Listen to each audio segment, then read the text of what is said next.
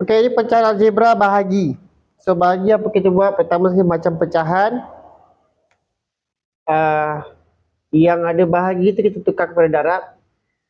Kemudian yang belakang ni kita terbalikkan.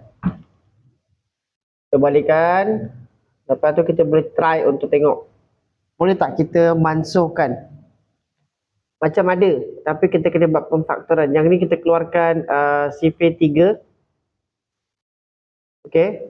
Yang ni kita akan jadi A tambah B, A tolak B. So, E tolak F, E tambah F. So, di sini kita E tolak F kan? Kita boleh mansuhkan dengan sebelah sini. Ni 2E tolak 1 boleh mansuhkan dengan ni. So, mansuhkan. So, tinggal apa?